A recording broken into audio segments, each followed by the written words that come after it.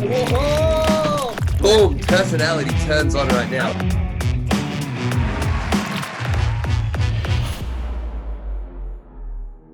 Yes, a beer and a steak. We'll go out to dinner when I come to Germany. So you're in Yes, Germany, right? yes, in Germany, in Germany. What part of Germany? It's the eastern part of Germany. It's a wonderful city called Leipzig. Leipzig. And Leipzig, yes.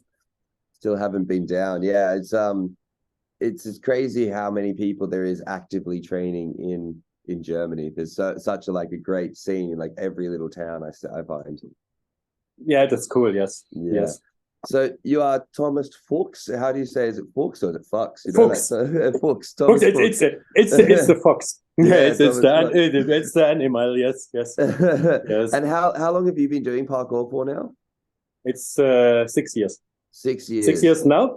I started 7 years ago with calisthenics. Okay. And because I didn't have the confidence to start parkour, I thought, okay, I'm not strong. I have to build something, push-ups and pull-ups. And then a year later, it was too boring calisthenics. I started parkour. Yeah. I think it's good to build that foundationary strength. Did you have sport background before, or was it just starting from scratch? I did always sport.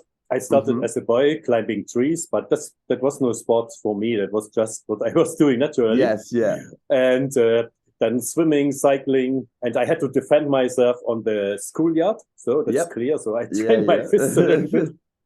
It was necessary then. And then martial arts. I got into martial arts when I was in my late teens or early 20s. Okay. And I which martial arts did you do? It was today you would say mixed martial arts. Then we called it Allkampf all fights, something like this. Fights. And there was each day of the week there was a different trainer. You could train 5 or 6 days. 6 days a week. There was karate, taekwondo, jiu-jitsu, judo, everything you could imagine. So all the different styles across the week. Yes.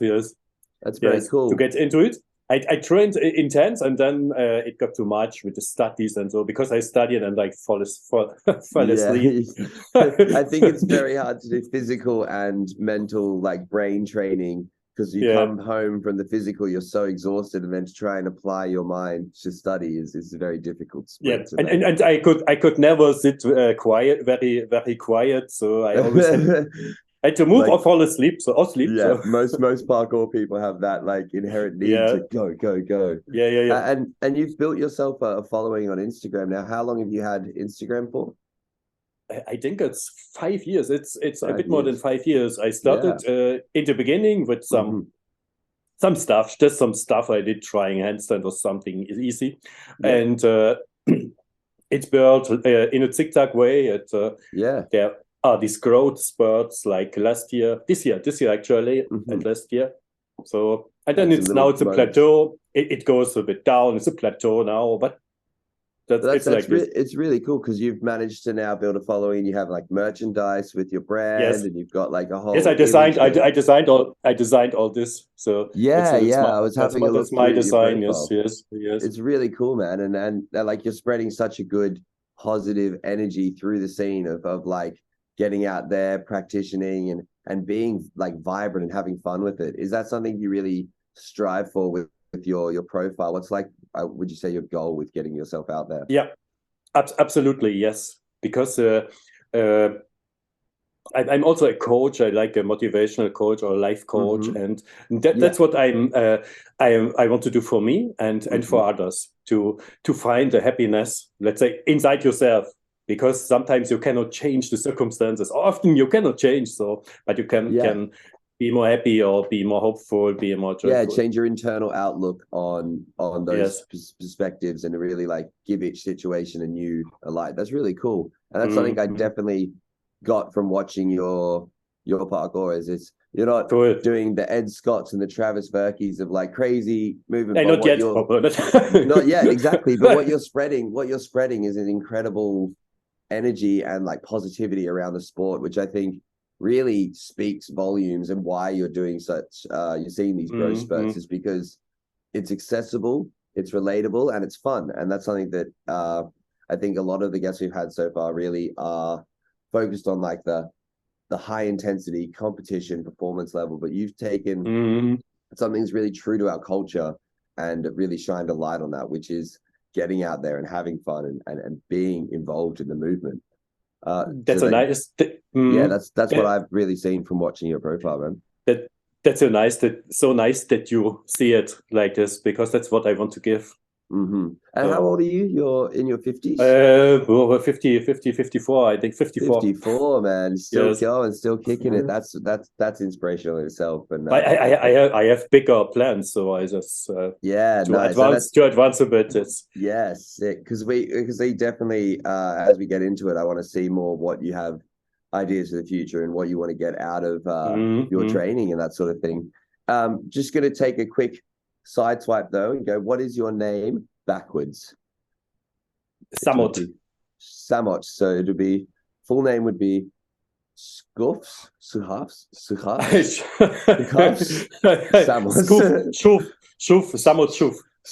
would say Samot Shuf. This is easier than taking the letter by letter, because I did this a lot. Yes. Nice. And if you could have a superpower, Samot, what would it be? A superpower, it would be the mental power to change the world, but I don't know which where I would start. So would you do through the minds of other people, or through like being able to change reality? Yes, to by my own mind to change reality. So it's like you can change the dimensions and the atoms and everything to recreate new. Yeah, somehow to. Yeah, interesting. And like I think this. That fits with your energy of wanting to spread positivity and spread change. So that fits really nicely. Yeah, and also flying. I would like to just to fly around. Fly. So it's a very, very, very relatable, I think, for everyone. That would be a great power to have. If you could show yourself one. Sorry, Jaron said you only get one. Oh, sorry, I take too much. It's important to stick to the rules. Yes. Stick to the rules. Yeah. If you could show yourself one clip or one movement piece from when you were younger, before you started parkour, like one thing you achieved with parkour to give yourself motivation, or to show yourself like a direction you wanted to take, do you think you have one thing, even if it was just a jump, or even if it was like an event you went to and met a lot of people? Is there before parkour? Yeah, so you from parkour, not show to your future, to your past self from parkour. To my past self. Okay, yes. Okay. It would be a big drop. I don't remember what. I don't know which, but it would be a big drop, because I love drops. It's like flying, and I want to advance there. So I already advanced. Yes. Inspire you. Yeah, big drops are fun, man. I definitely am a big fan of the drop game. I think you ought to know. Yes. yeah, I can relate. So if you look back at this year of training and your year as a whole, how do you think your year stacks up, 1 to 10? How do you think? Are you happy with 2022? Well, yeah, I mean, yes, it's a 4 to 7, so it's not but it's quite okay. So that's, for me, that's quite okay. So yeah. While 10 would be over the top, amazing would be extremely. Like a dream state. So yes. And do you think you've had a good progress in your training? You've achieved what you wanted to with your physical goals? I think I wanted more. I wanted much more. So, but that's maybe always the case. I want more than I can actually achieve. So I appreciate. I wanted much more, but I did some progress. So that's good, man. That's good. I mean, I can relate. For me, this year was very much even though I planned to have a slower year, I wanted more, but then I got injured, and I know. It's not. I was with you in this journey, so yes. Yeah. It's funny that we've done that parallel through 2022. But if you had a favorite month, or maybe like a period of time that was really good, maybe not just for parkour, but for yourself, which month in 2022 stands out to you? I think it's October, because normally it's the month when the days get very fast shorter, and it's normally it's not mentally very very exciting. So but this year it was sunny days, sunny day, sunny day. I think all of October it was 4 months of sunny days and a late summer. So. Oh, that's lovely. Yeah. When it comes good like that and it holds out for the end of the year. Yes. It's just more training. And I think everyone in the cities and stuff, when that happens, you have a nicer atmosphere. People are taking those last minute adventures more because they can, and it's that spontaneity. Did you have a favorite jam or event or parkour trip or that you did this year? Something that you went to that was the one? I didn't do much this year. It was for some reason, for budget, mainly for budget, and so I can develop myself here like crazy. There were some encounters, especially in winter when there was a bit of a lockdown. There was a nice group here of students, and so this was a nice training together. But especially event, not so. I could not say it was just a steady everyday fun and training and advancing and going a bit in zigzag. So, and especially event I have every day, because people recognize me from Instagram and stuff. So that's especially young people, every day, 1 or 2 or 3. That's really nice. And I guess when you are out there doing your thing, it makes you instantly recognizable, because if they have seen you online, there's that like correlation between the guy that does parkour and then they're like seeing the guy that does parkour and then they're like, oh, that's that guy. So it's nice to have like what you're spreading on the internet be what you're kind of spreading in real life as well. Yes. And so, oh, sorry. Continue. Also, I want to say, these days, the last days, it were not only teens, usually it's teens or kids, but also adults, and also people who didn't know me from social media, just stopping and asking me some question. How can you jump so high? And I explained to the woman that I'm not actually jumping high, but I'm tucking in. And so the people asking questions and what I'm doing. So it's so nice. Explain that to the everyday person. I have a chat. Chat, yes. So does that mean that you would like to go to more events and be a part of the summer season of events that they have? I think I will. I will maybe this summer or next year. It depends on budget. It depends on if I feel like traveling. Yes. So I think there's a lot of us in the scene who haven't had the chance to meet you in person, who would really like to get a chance to hang out. And that way we can also like train together, spread some knowledge, do some good parkour, that sort of stuff that would be really fun. Is there one event that you would really love to go to? Like For the Love or OMG or one of these that stands out? I didn't dig into this, so I cannot say. Okay. I cannot. I didn't really gather information and vibes. They all are good when you see the videos. They all are fantastic.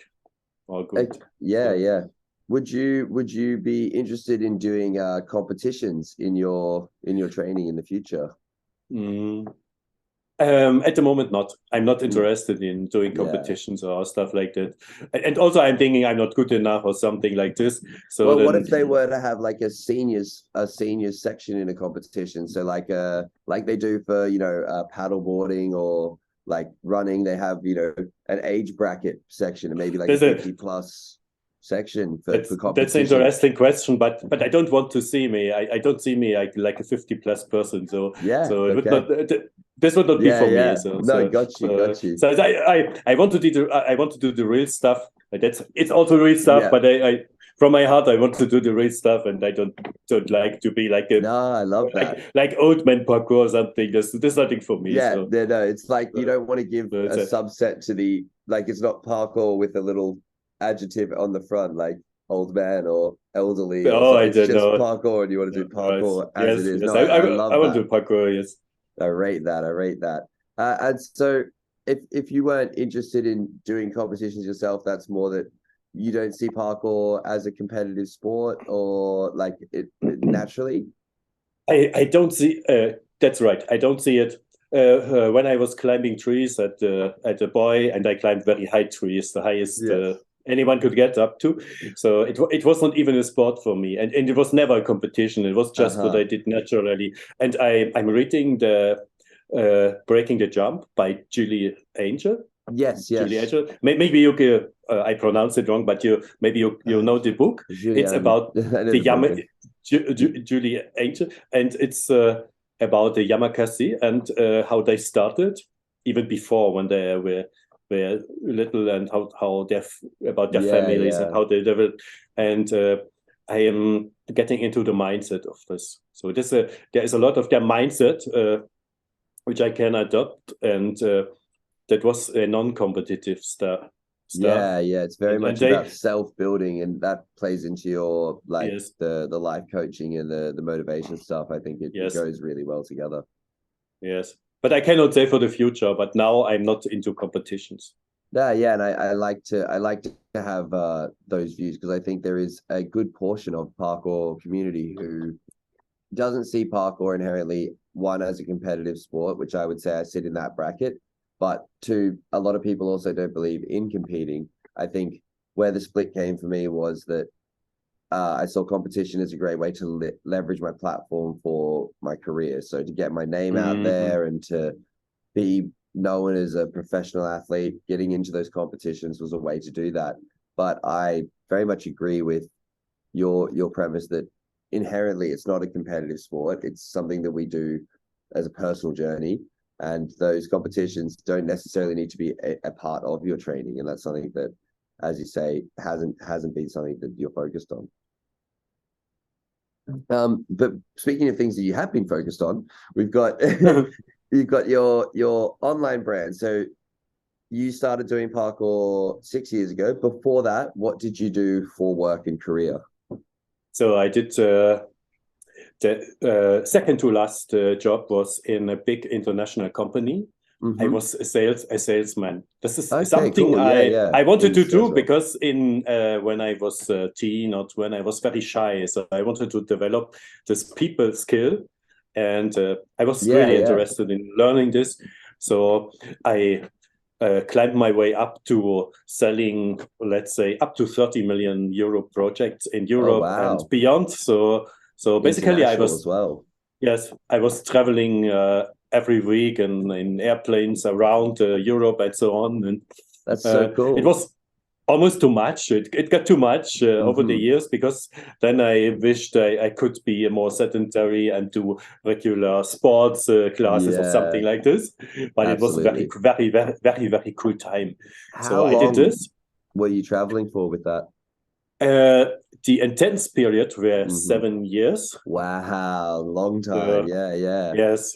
And I got to I needed a change. So, and my big boss, he was aware that I was no longer motivated, because I had the feeling I had to learn everything. The peak was over, and so I went to Paris, and that was a different, in the same international company, but a different job. And but the cool thing was I had an apartment paid by the company, and nice. That's why you up in the good spot. That's why I went there. So so for 3 years, and then I realized I could not longer stay in this corporate environment for some reasons. To advance, I had to become a boss of some people, and and I watched that all the bosses, they stayed long hours in the company, and I wanted the contrary. I didn't want to work 70, 80 hours per week, as it was sometimes. I wanted much less and more time for me, more time for hobbies, more time for sport, and so I had to leave. I leave to leave all this career. So but life kicked me in the butt, so to say, and in the right moment, because there was just no way for me to continue. I felt I had to go, because I landed in a job where I could not even morally do any longer what I wanted to do. It was against my feelings. So my principles, and I had to go out, and I decided to start my own stuff, my own business. So. Yeah, that's super interesting coming from that background, because I think that's really unique. A lot of people coming into the sport don't have that life experience in corporate and don't have that kind of contrast to see like, oh, that's a very different and very intense situation. Do you now have just part-time employment, or is it fully run from the parkour business and stuff? I want to have different columns, so to say, different areas. Yes. So at the moment, during the last years, you say lockdowns and etc., and now like a crisis. My coaching business has gone to zero. So, but I will build it up. I'm building it up again. So that's what I'm doing. So nice. because is that online or local in person? It was a lot local in person. Okay. Then it went down to zero, and now I'm doing a lot of like video, but it's building from a low place, and I really want to build it up now internationally, because I can do it in English, and I can do it per video is no problem, or per phone. So I have the methods. So if people were interested in getting, in touch with you about that, they could just message you through your Instagram, and yes, of course. Yes. So if anybody listening does want to, have more insight, or just to have a chat with Thomas about that sort of thing, and getting some online coaching or online motivation and life coaching, hit him up through those channels. So you also do you have a job now externally, like part-time employment, or is it mainly focused on like the business with parkour, like selling the merchandise and these sorts of things? Yes. I took the risk to make it a business. So parkour and coaching and other things maybe. So and that's what I'm going for now. That's the full-time grind right now. Yeah, that's the full-time push. Yes, I want to go full-time with this. Yes. And do you think that being in a position where you worked like very hard previously gave you kind of the right tools to know what to do with your passion and your craft? Not exactly, because in a corporate situations, I always choose jobs where I was relatively free. So at least the last years. So, but it doesn't give you the tools to be self-employed. This is completely different. And I fell on my butt so many times in a figurative sense. So that's try to get yourself to where you are. Yes, it's more learning by doing and falling and getting up again, like every week, every month, every day, sometimes. So. Oh, it's the kind of like a wider metaphor for like training, right? You go out, you fall on your butt a few times, but then you get better and you figure out how to land on your feet, and then you figure out how to add a spin, and it kind of that system seems to permeate into real life and into career building and problem solving everywhere. Is there like one piece of advice that you were given maybe through your business career that did stand out to you as something that helped you kind of carve your own way? I can it's maybe it's the other way around. I can advice from the errors I made, from the maybe mistakes I made. So because I started full time. I started full. I said I cut everything behind me, and then went straight in. I dived into it. So, and I would recommend like a smoother transition for anyone. So like a part-time job or something, and to or stay in your job a bit longer, earn money, and build it gradually. So. So give yourself a safety net and a structure that's not just your passion per se. Yes. I think a few of the guests we've had on have a similar platform, like Seth Ruji, one of the American guests we had. He has his work that he figured out in data analysis and data input and something further, I don't remember, but he's able to kind of split that between his time and focus in the gym, giving him a real life income and real substantiated backing, but then also the chance to pursue his dreams. Like you said, is finding that balance between doing the right thing and doing not the wrong thing, but the thing that's more fun and exciting and less pragmatic. So you fantasthenics, is that what's the meaning behind the name, the meaning behind the brand? When I started with calisthenics, I took the second part of the word. Stenos, sthenics, it means strength in Greek. So, yeah. And the first word I replaced with it's like fantasy, imagination. So Okay. yes.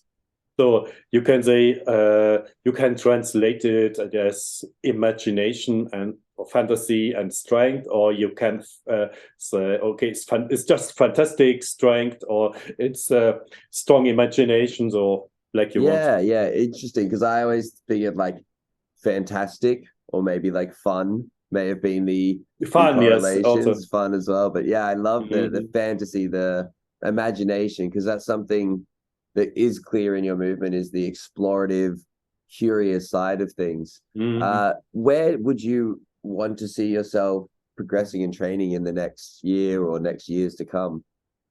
What are some personal goals? That's an interesting question. I don't set like these exact goals because I cannot know what my body will be capable of doing. I cannot even program my mind to be always motivated for training. So that makes not so much sense for me. So yeah, you don't want to force yourself into that position. Exactly. I don't think it would be fun. Yeah, exactly. I want to have fun. I want to earn money with it. Much more, basically. And that's one of the big purposes of this podcast, is talking to people who are trying to build industry and build like a brand such as yourself. And I'd love to hear more of the steps you've taken with like what websites or what you know, not merchandising companies, production companies you've worked with that didn't maybe pan out, or people that like Printify, those sorts of things. Is there more into that world that you could explain? Yes, I can. I started from scratch, like 10. It was more than 10 years ago. I started learning HTML, CSS, so how to build a website. I had no prior knowledge. Nothing in digital world. So, and then before I was like approaching women on the street, like this flirting, the underground like pickup movement. The game, is it the playbook or the book? Yes, the game is one the game. One of this. The game by Neil Strauss was important literature. So then, and I started this because I was very, very, very shy, and that was the first way to time kind of break you out of your shell. And yes, exactly. Cool. So I started this. I was very active, and then I wrote an ebook about it, about my experiences. But after all, for men, I like a self-development book, so self-help book. As opposed to the game, like where it's story based on like the exploitation stuff. This is more like what you already work towards, which is self-help and.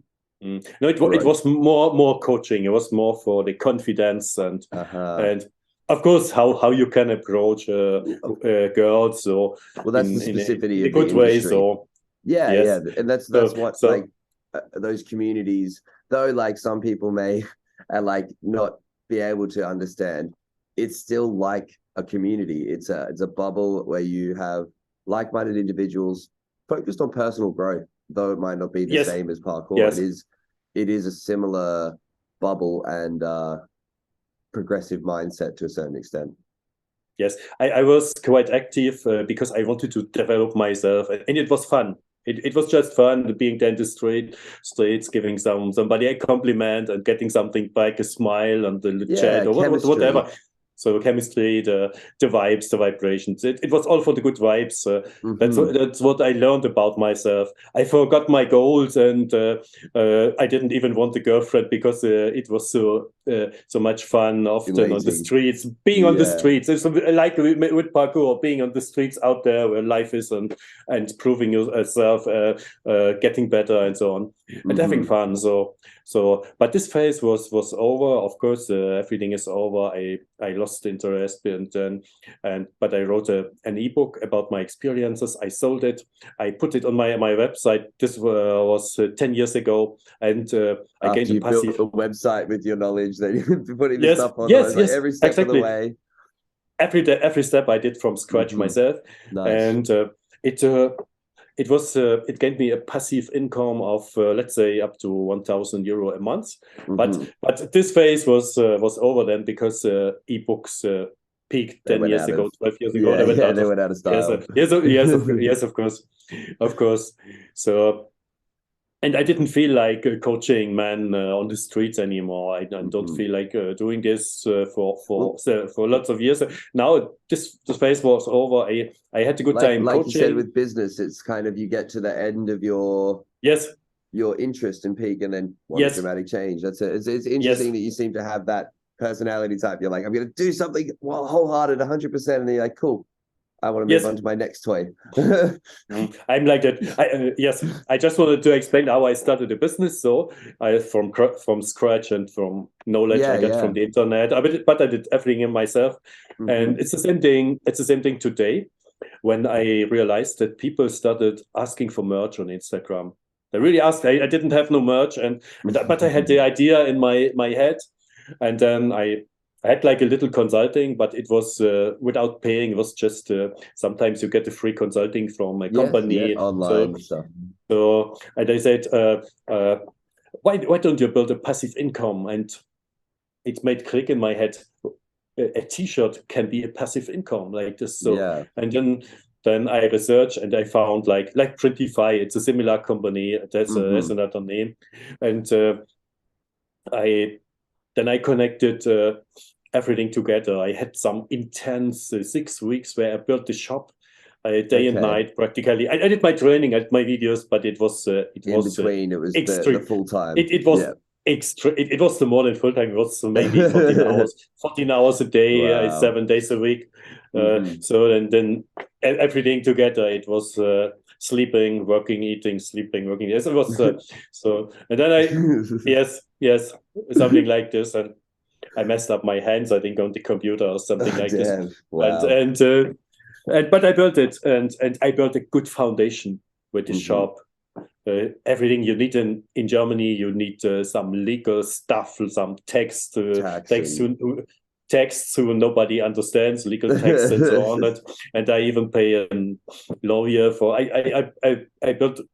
This was like important. A proper business setup. You went you went like, because a lot of people, probably younger people especially, don't quite understand that there is a lot of like logistical loopholes that you have to go through to make sure that this is set up with the right foundations. Because if not, like as you said, if you didn't do your tax or something like that, that can come to bite you in the ass years later if you haven't done it good from the start. Exactly.